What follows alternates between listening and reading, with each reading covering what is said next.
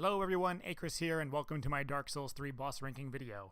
These rankings are based solely on my opinion and my experience with them. They will be ranked from easiest to hardest. I played the Knight class and I used the Knight's armor for the majority of the game, as well as the Knight shield and the Earthil Straightsword. That is until the final few fights where I traded it out for the Wolf armor set and the fully upgraded longsword. With that out of the way, let's dive into the first and easiest boss in the game. Starting off at number 1 is Udix Gundyr. This trouble-free fight is the first boss in the game and is fought within minutes of creating your character. Pulling out the coiled sword in his chest initiates the battle. Before his health bar even appears on screen, you can get in a couple free hits. He uses a long polearm weapon with a wide range and a shoulder slam attack in his first phase, both of which are fairly easy to dodge. I pretty much circled left around him with my shield up whenever I wasn't attacking, for the most part hitting him from behind. After he reaches half health, he explodes into some type of black sludge serpent demon, and changes his moveset slightly, now with an easily telegraphed butt smash. Luckily for me, I didn't have to change my strategy. Just under a minute later and he fell to his knees. The Ancient Wyvern takes the second spot on my list. This boss is a one-hit kill, but as I unfortunately experienced the hard way, you can screw this up by jumping the gun. Literally. As you approach the courtyard, the Ancient Wyvern flies into your path.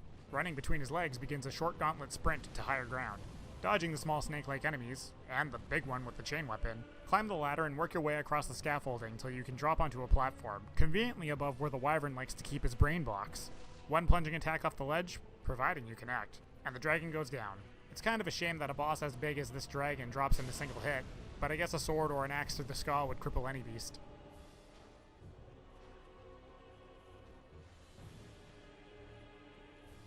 Moving on to High Lord Wolnir.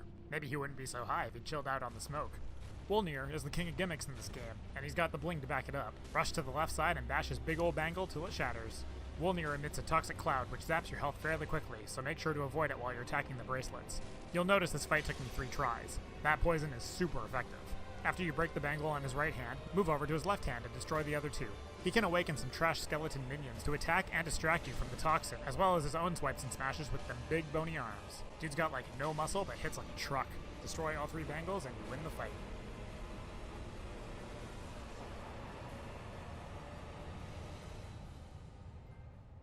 Coming in at number 4, we got Vort of the Boreal Valley. This mace-wielding rhino looks pretty intimidating, but the key is to stay under him. He seems to have a really hard time hitting you while you're under or behind him. He does have a slam attack that can do some damage if your shield isn't up, but most of his attacks can be telegraphed from a mile away. He has a charge-up Frost Blast that he fires in line and moves around the arena. Get in close and stay at his side and he won't hit anything. Halfway through the fight, this rhino goes full bore and buffs himself. He can now charge and dart across the arena, but just roll to the side or put up your shield and tank the hit. You'll be fine for 1 blow anyway. Not much of a challenge at all. Again, just get in close and Vort will drop faster than this failed metaphor.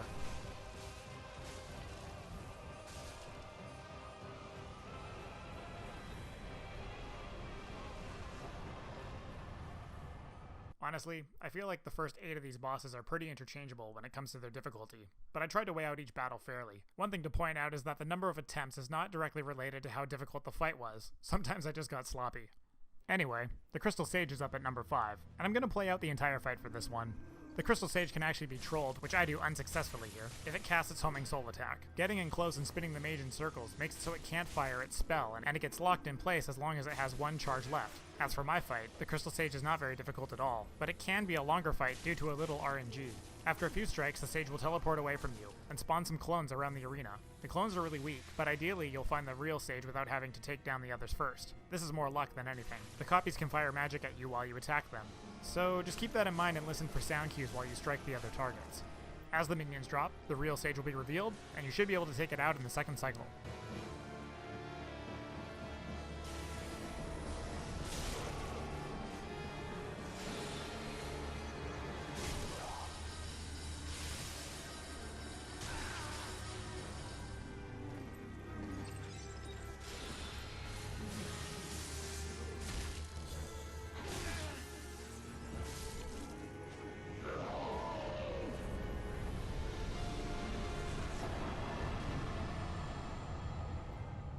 Number 6, the Curse-Rotted Greatwood. This pus-saccharine tree is being worshipped by a number of skeletons who don't like the idea of you showing up to chop down their idol, I guess? As you approach, the skeletons will get up and start attacking you. All the while, the tree becomes active as well. Targeting the bulbous sacs on its limbs and crotch will eventually cause them to burst. After a bit of swiping, the tree will perform a butt slam onto the ground, shattering it and sending you, the skeletons, and itself hundreds of feet below. Now that you're down here, and the skeletons are dead, the Greatwood sprouts a ghoulish arm to swipe and grab at you, which can be fatal. It will also spin around and butt slam to protect the pus bulbs you need to attack to defeat it. It can also release an acidic liquid, which can cause a lot of damage if you let it. This is one of those bosses where I got it down to 1 health, but got too greedy and died. I felt like my second attempt was actually played much worse, but I still managed to defeat it. I guess my desire to not have to fight this thing a third time really helped with that whole greed situation. Attack the bulbs and slice off the arm to win the fight. Yorm the Giant takes spot number 7 on the list. Again, this is interchangeable, but his fight is pretty gimmicky, similar to Wolnir. Except, this one is a callback to one of the bosses in the PlayStation 3's Demon Souls. Attacking Yorm is pretty futile, but at the back of the arena, you'll find a sword with the power to defeat him. Picking up the Storm Ruler and equipping it is probably one of the hardest things to do in this fight, which isn't really saying much. Menuing while fighting a boss can prove difficult for some people. Holding down the L1 button will ready the sword and begin to charge it up. Once charged, as indicated by the whooshy whooshy explosion animation, attacking will unleash the power of the Storm Ruler, and you can Windscar Yorm, potentially stunning him, allowing for the time to charge up again and repeat the process. Yorm has some power to his attacks, as well as some range, so he still poses a bit of a threat. Sometimes the Storm Ruler won't connect, which will give him the opportunity to strike you, as using the Storm Ruler drains you of all your stamina. I wore a ring to increase my stamina recovery for most of the game. Avoiding his attacks and hitting him 5 times with charged swings will topple the giant for good.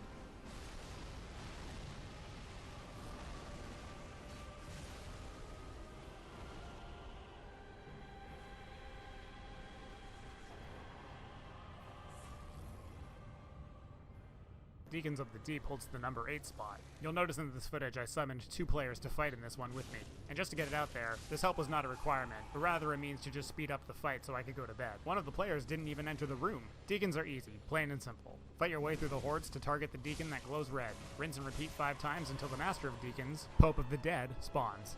This is the new primary target. I guess one of the easiest methods for this phase is to throw an alluring skull away from the horde so they get distracted and leave the Pope exposed. But alternatively, you can just slice and dice your way past and attack him instead. There is also a chance that you'll get cursed in this fight, which is an insta-kill, but I haven't actually noticed how this triggers. Make the deacons pay for their sins, and you'll be rewarded with a small doll. Now, can one of you guys explain why you have this? Number 9, Osiris the Consumed King. This is the first fight I feel more confident with where someone is on my list. We've left baby mode behind and have entered a somewhat challenging fight. Osiris was a bit of a cat and mouse game, but overall the fight was pretty fair. Similar to Vort, this dragon baby thingy has charges, frost breath, and pounces. I think the hardest part is just hitting the bugger. Dude is quick, and also always seems to be just out of reach. Staying in close, however, is still the name of the game, and you'll want to focus phase 1 on sticking to that dragon's groin.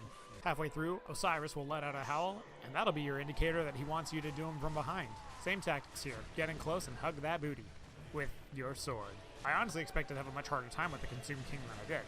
Definitely did not think this would be a one attempt affair. Not much else to say. Kind of a Vort 2.0.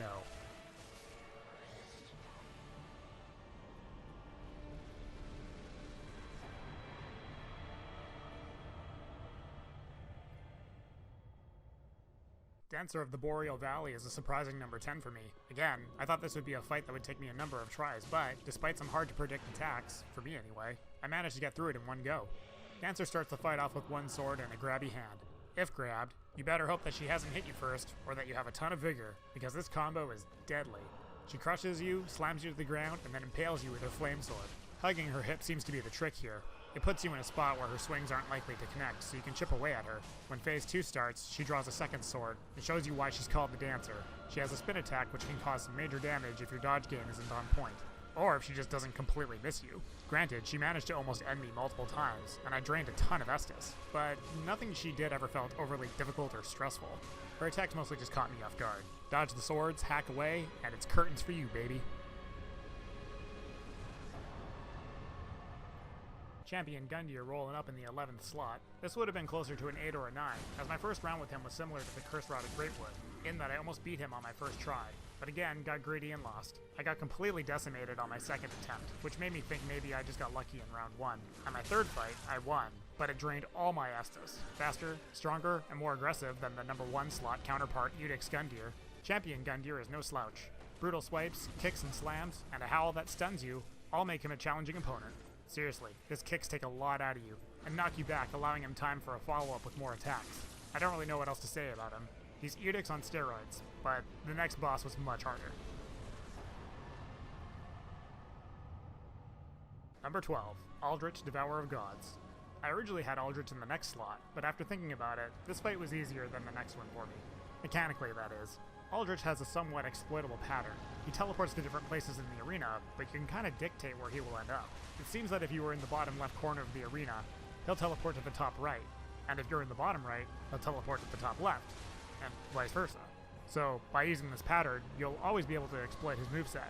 Aldrich has a very strong and lengthy spell that will summon a barrage of light arrows which lock on and trail you. If you run out of stamina or turn around, the arrows will really lay into you. However, if you are fast enough to position yourself right next to him after he teleports, the chances of him using any magic drop significantly. Just another boss where staying close is the key, and when he ignites himself on fire, target his tail and put this Devourer of Gods to rest.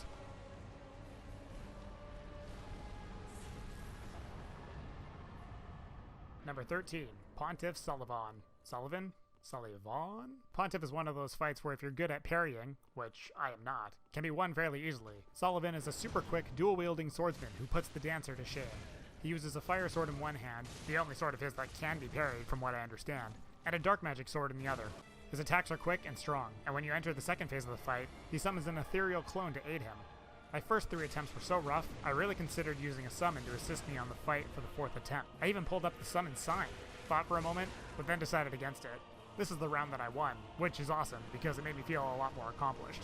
I'm gonna let the rest of the fight play out, but if you don't care to see how it ends, you can skip to this timestamp for the next rank.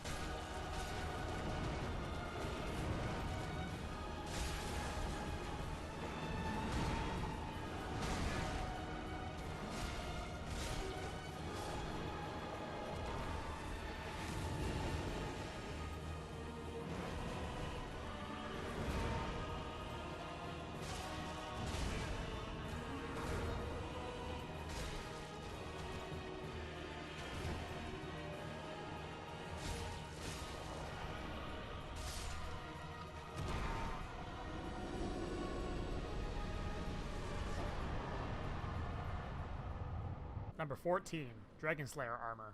Random. This is one of the most random and aggressive bosses in the game for me. He has the ability to knock you so hard you go flying off the edge of the map. He wields a giant shield which he can cower behind, as well as a massive great axe which he infuses with lightning at the start of the battle. Powerful swings, bashes, and jumps make up for the first phase of this encounter. Phase 2 not only has an angrier version of himself, but also the veiny dragon in the distance firing projectiles at you while you fight him. This one is tough. I was kind of surprised I was able to bring him down without enlisting the aid of a summon, especially since my last attempt had me putting myself in some pretty risky situations. In the end, I broke through his armor and ended his duties. Definitely one of the harder fights.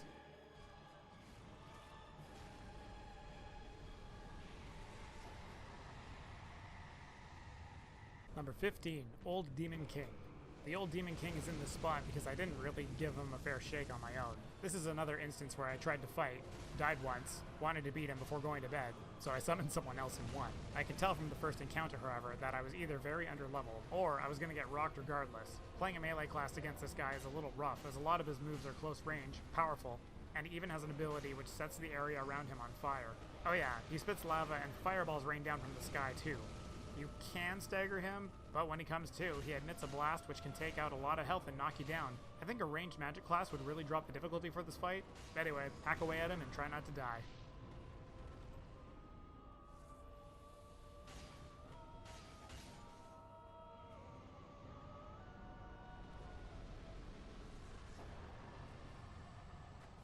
Number 16, Abyss Watchers. The Abyss Watchers were the first boss I faced where I really felt I needed to summon somebody for help. Also, this guy's name was Thundernuts, and I decided it'd be funny to have him in my video. So, wherever you may be out there, thank you for your help, Thundernuts. You made this battle with the Abyss Watchers a little more tolerable. I honestly just seem to have an issue with the highly aggressive bosses in this game. And it doesn't help that you end up fighting 3 Watchers in the first phase of this fight. Well, 2 I guess. One of them seems more neutral than anything and will attack the other Watchers as well. Eventually, when you down all 3, one of them absorbs the blood and or energy of the other dead Watchers. Now, you have to fight a buffed up, fire sword wielding version of himself. Again, highly aggressive, but if your dodge game is on point, you'll probably be able to take him down alone. Take a break, buddy. Your watch is ended.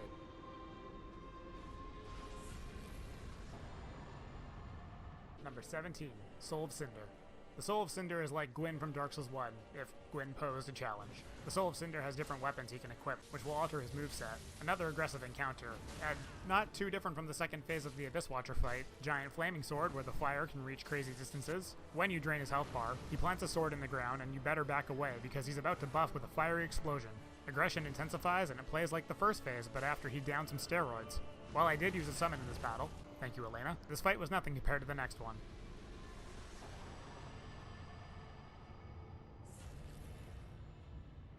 Number 18, Lothric and Lorien. I really tried, guys. I gave it everything I had. I changed weapons, I applied Carthus Rouge. This was the first boss that truly broke me. I could occasionally get through the first phase. Lorien is a teleporty swordman with crazy range and a magic sword slash attack that is very devastating. He is weak to bleeding, however, hence the Carthus Rouge, but in the end it didn't even matter. Phase 2 has Lothric join the fight, which you can win if you manage to take out Lothric first, but most people instinctively go for Lorien again. When Lorien dies, Lothric falls off his back, crawls back to him, and heals him a bit, forcing you into another round, unless you're quick and or strong enough to attack and kill Lothric before he has a chance. I needed a second person for this fight to act as a distraction. I'm not particularly proud of the victories I achieved via summon, but sometimes as casuals just gotta use what the game gives us.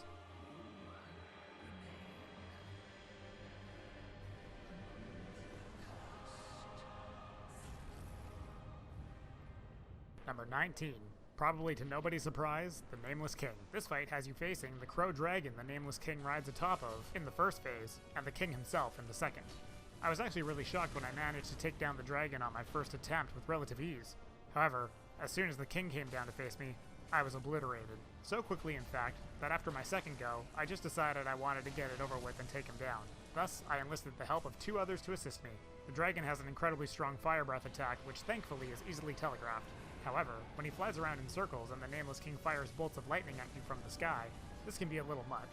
After you stagger the dragon, you can land a critical hit and stab it right between the eyes. When phase 2 starts, things get real, as this super strong, super quick lance-wielding, lightning-throwing beast of a man enters the fray. I honestly don't think I would have been able to beat him without the help of the others. Maybe one day I'll do another run, but for now, the Nameless King remains at the top of my list.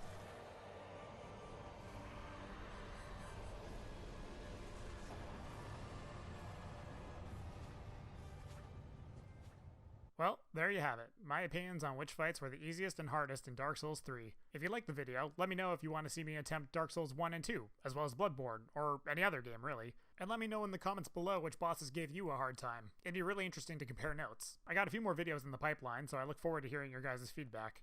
Before I go, I want to give a shout out to my buddy CoyoteLovely. He's a furry drama commentator channel who puts a lot of work and research into his videos. If that's your jam, go check him out. I'll have a link in the description below. And, if watching other people stream is your thing, don't forget to check out PapaBray on Twitch. This New Zealander is always good for a laugh and provides some pretty chill content. I'll have his link below as well. Thanks for watching.